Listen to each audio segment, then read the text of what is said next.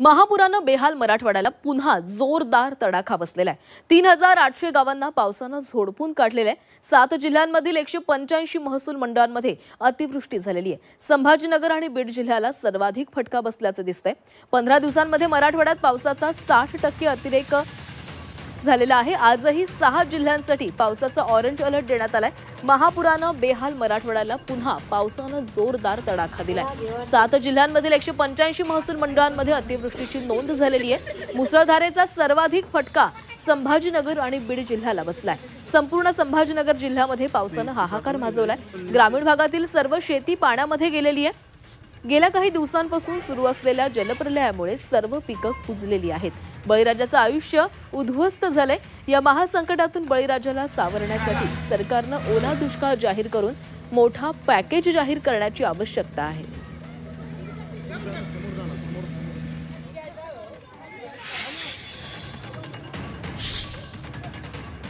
संभाजीनगरमध्ये मधील 68 मंडळांमध्ये अतिवृष्टी झालेली आहे। बीडमध्ये 48 मंडळांमध्ये,